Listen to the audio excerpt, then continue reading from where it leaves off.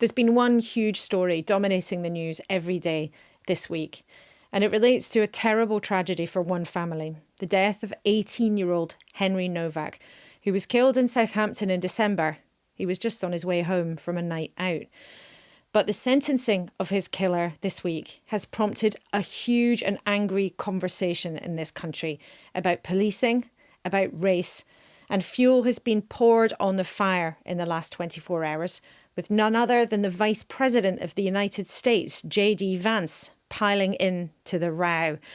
It's become a huge and fraught argument between Reform, the Conservatives, the government and the other parties, and exactly what the family of Henry did not want to happen.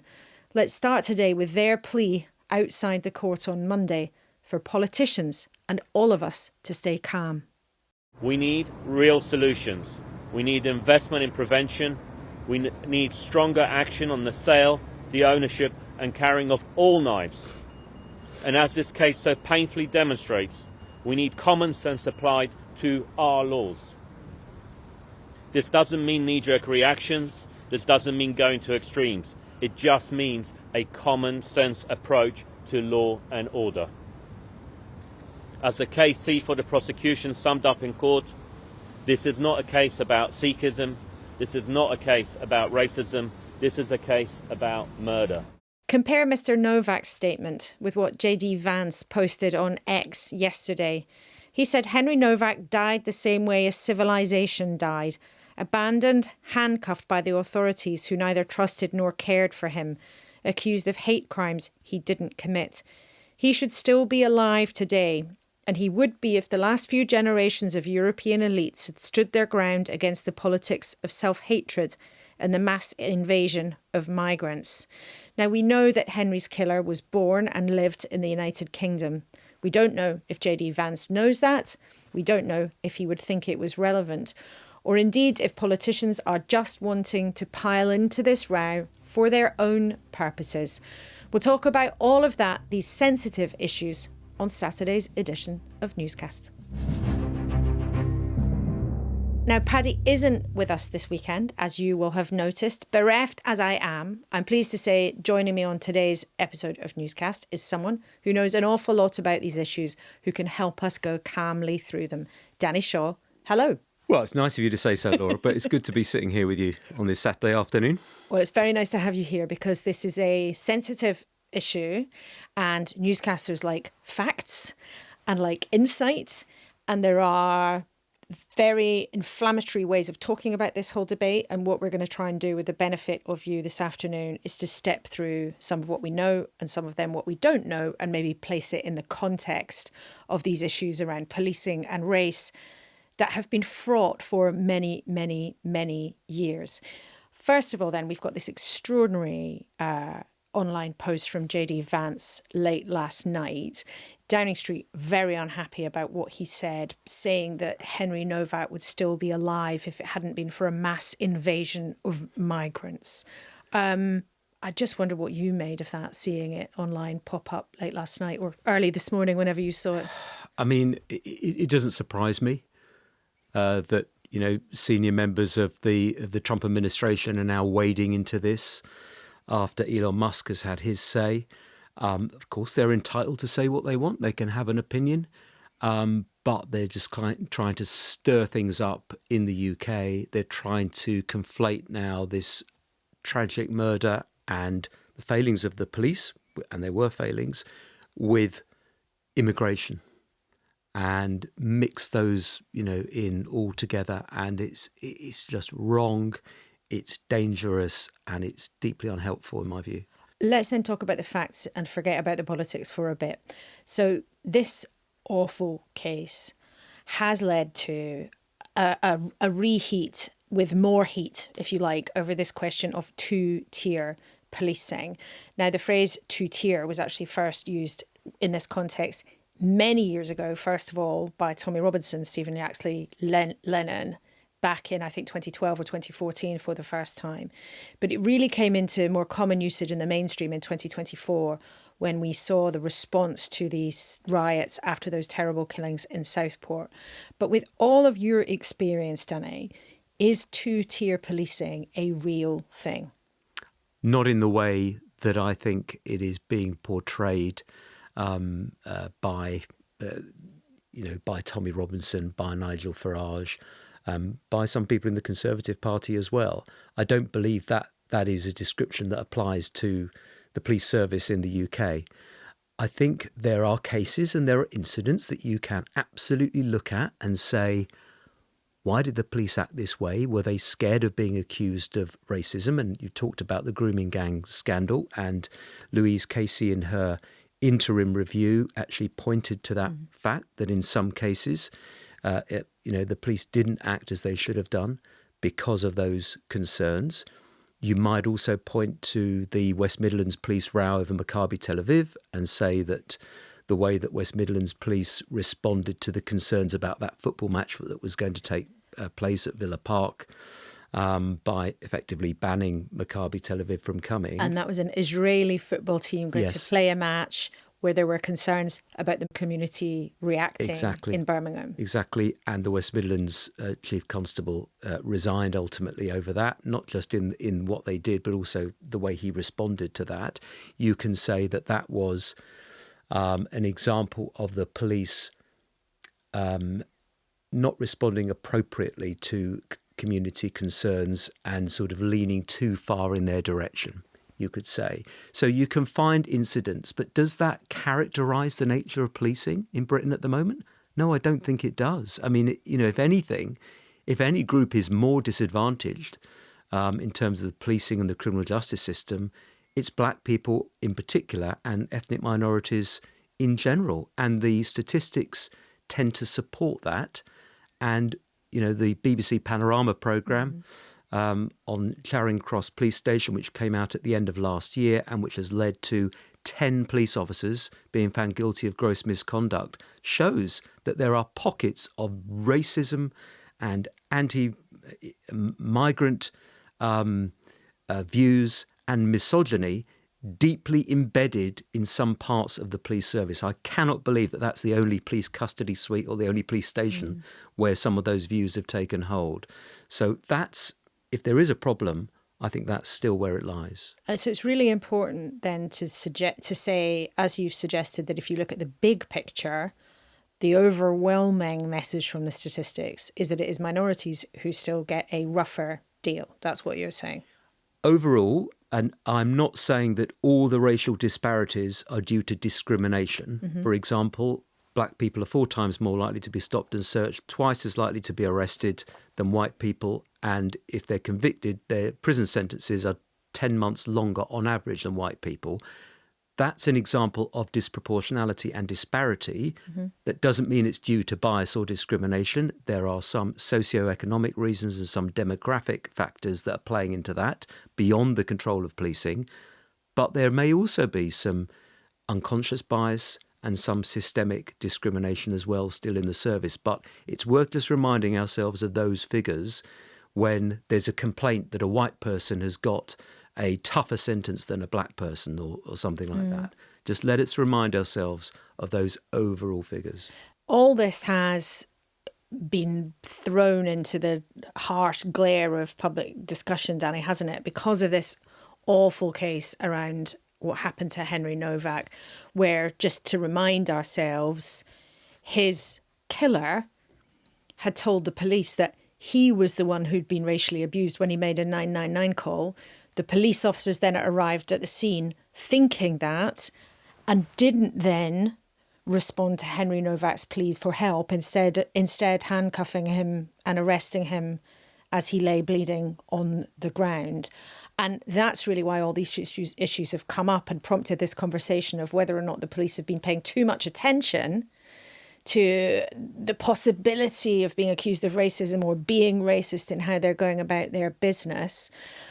And at this point, we don't know what was going through those police officers' mind, and that will be investigated. But the issue is absolutely up there in headlights. And there's a long history, isn't there, of trying to deal with all these issues for the police. Because you go back in time, the evidence suggests very strongly there was a lot of dreadful behaviour, as revealed by the Macpherson report back in the late 90s. Yeah, the Macpherson report into the murder of Stephen Lawrence, which took place in 1993, was absolutely essential. The recommendations were accepted, I think, in their entirety, and they made huge changes to the way that murders were investigated, the way that victims and witnesses were treated, and then also around race and discrimination. And it's worth remembering that Stephen's murder was never properly investigated by the police for about 20 years. The inquiry was infected by racism, by allegations of corruption, by incompetence on a grand scale. And we are, I think, a world away from that at the moment, thankfully. And also what that murder shone a light on was the way that black people have been treated and dealt with by police as victims and suspects and as witnesses. So the Macpherson report, was an attempt to correct some of that, and rightly so. We then had the murder of George Floyd in America in 2020, when he was murdered by a white police officer, a black man murdered by a white police officer who compressed his neck for almost 9 minutes. And it was filmed, and it was shocking. And that, created an outpouring of anger and upset in this country as well about the continuing poor treatment of black people at the hands of law enforcement. And that led to the Police Race Action Plan, which is, I think, where we now are, because that's the controversial bit, I think, that people are saying that it's gone too far. And that directly came out of what happened to George Floyd in the US. Yes. And do you think it was right that came out of what happened to George Floyd in the US? Because it's an interesting thing. I mean, that was a worldwide storm. We talked about it on Newscast. People talked about it everywhere. There was an absolutely huge response to that. People will remember the images of all sorts of public figures taking the knee, British politicians taking the knee, sports stars taking the knee. Statues being brought down of huge demonstrations involved in the slave trade. Yeah. And one of the accusations actually made by Reform is that protests around that were policed more leniently than the later Southport riots, for example. But it's really interesting that the change to policy here in this country came out of those as a direct response to what happened to George Floyd. Do you think that was right? Well, I do think it was right that there had to be a revision of policy, because I think things had stalled in terms of the treatment of ethnic minorities and black people in policing and the justice system more broadly. And there needed to be some sort of rocket boosters put onto that. But my concern about what's developed since then is you have this gobbledygook of policy and procedures and guidelines. And can I just quote from Do. I mean, it's a complete word salad. From one of them. Go so for this is the anti-racism commitment that came out of the Police Race Action Plan that was published last year by the National Police Chiefs Council. It says, and I quote, "Commitment to racial equity means producing equality of policing outcomes for people from different ethnic groups by responding to individuals and communities according to their specific needs, circumstances and experiences, with understanding these will be racialised and with the aim of reducing harm. It does not mean treating everyone the same or being colourblind, brackets, racial equality," end quote. Now, I can't understand what that means or what it's trying to get at. I can't begin to think how a young police constable, and most of them are in their 20s or 30s at the moment, trying to apply that commitment on the streets in a fast-moving situation, how are they meant to navigate that with that in their heads, plus everything else that's going on and all the other guidance? I mean, it's dreadful. I think what it's trying to say and what it should be getting at is we're all different. We all, bring to a situation different life experiences. Some of it is born of racism, and some of it may be born of vulnerability. We may have mental health problems. We've all got different experiences, and we respond and react in different ways, and we deal with different situations differently. So use your common sense. That's really, I think, what it's trying to say or should be saying, but it's dressed up in this language. Yeah. And I can understand now why police officers, A, are confused, and B, they might overcorrect and deal with allegations of racism or race hate in a way that's perhaps, over the top. And it's interesting, our colleague Sima Katecho spends a lot of time covering these issues. She's been talking to police officers many of them privately in the last few days, because people don't necessarily want to talk publicly about these difficult issues. And I just want to read one of them's quote to Seema, and she's written a really interesting piece on the website. She said, "We've had several reports about," this is a police officer talking to her, she's quoting, "We have several reports about how racist we are in the last few years when it comes to Black people and Asian people. So we're very cautious when handling cases involving different races. And so what happened in Southampton is easy to see why. Maybe we are too cautious now." I think for some police officers that's probably very true.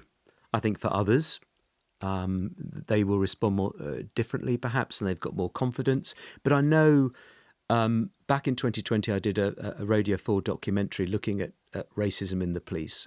And one of the things that's very striking is, and I think it's probably still the case, that Black officers, Black members of police staff and ethnic minorities broadly are overrepresented in the police misconduct system compared to their white counterparts. And one of the reasons that's put forward for that, and there have been all sorts of reports to try and understand why, is because when a Black or ethnic minority officer is accused of, perhaps some minor misdemeanor or some minor misconduct, rather than deal with it informally, their managers and superiors are so scared of the repercussions of that they say, right, well, I'll play everything by the book.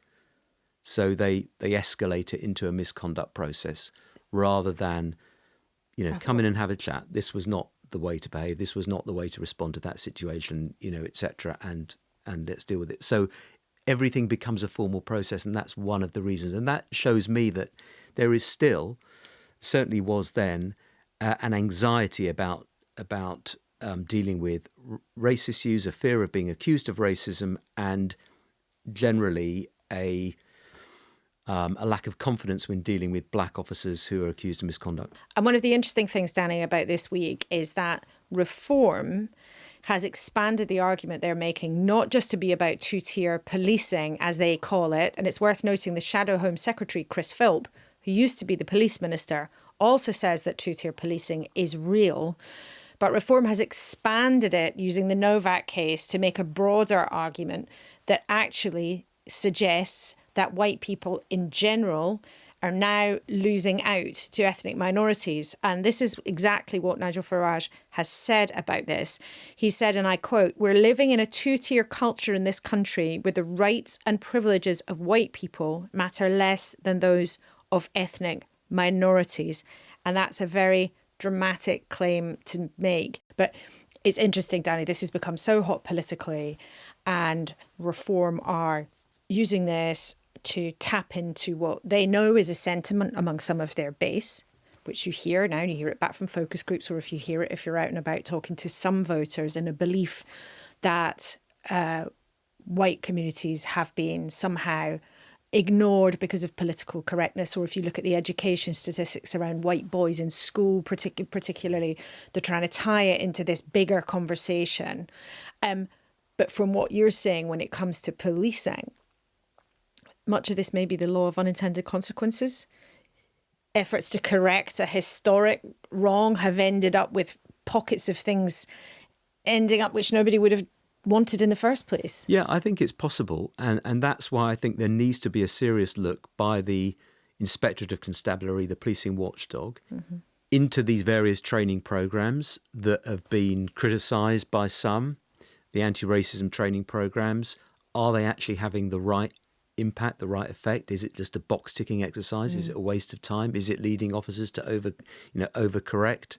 I think, why not? Let's have that look, and it may be that broadly it's in the right place, but it needs some tweaking, or it may be actually it's not in the right place. But I think we should have the confidence to be able to do that. I don't think that means necessarily that what happened to Henry Nowak is a direct result of that. But clearly there is concern around these issues. And so why not? Let's examine it. So there are going to be various different reviews already. We know that the police chiefs are reviewing that guidance. The government has said some of the language is wrong. There will, of course, be this review into what happened to Henry Nowak. The police watchdog is looking at exactly what went wrong there.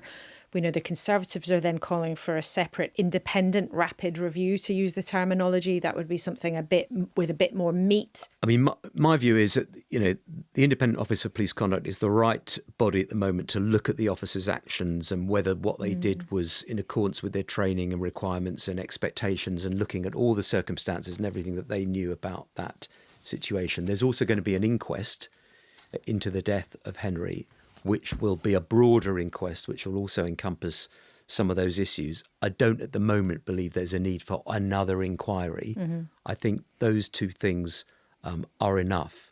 And, as a result of the IOPC investigation, it may be that there are misconduct proceedings. It may even be that there's criminal proceedings. At the moment, the officers involved are being treated as witnesses, so they're not under formal investigation, but that can change. I'm not saying it will, but it can. So I think that's enough. I don't think we need another formal inquiry.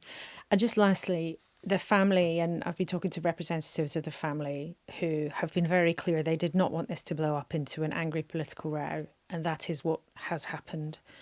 But what they do want is a specific change in the law around Sikh ceremonial knives. So as things stand, and you'll be more familiar with this than I am, but as things stand, I'm told Section 47 of the 2019 piece of legislation exempts ceremonial knives from being classed as offensive weapons.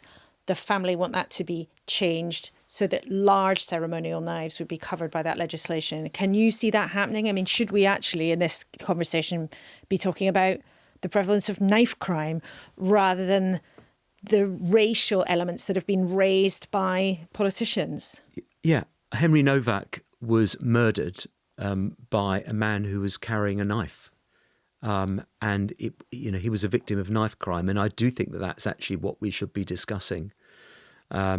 And I do think that there needs to be a review of that legislation. And it does seem to me that it's wrong that people should be allowed to carry those weapons. I understand there are religious sensitivities. I get that. But that doesn't mean that we have to bow to every single tenet of religion, in my view, and particularly when it comes to those longer blades. And Vikram Digwal was carrying, I think, an 8-inch blade, which was the longer knife, which he was allowed to carry. So I absolutely would support that, and for the government to redouble its efforts on tackling knife crime. I think it's made some good progress, and it's doing some good work on that already.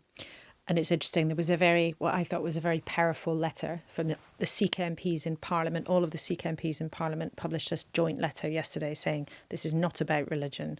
This is basically about a young man who has been murdered. And they indicated a willingness to, there is a debate about whether or not people could be allowed to carry the much smaller ceremonial knives. Yes. The need for there's a debate even about whether or not the size of knife like that could be regarded as you could kill someone with a small knife as well. I mean, obviously this is very rare. Okay, I don't know if there have been other cases in which a Sikh person has used their kirpan to stab someone or kill someone. It may be that it's very rare, but nevertheless, I think it should be reviewed. Danny, thank you very much indeed for coming in. It's been really good to talk about these sensitive issues in a really calm way and with the benefit of your many years of experience. Thank you. Thanks, Laura.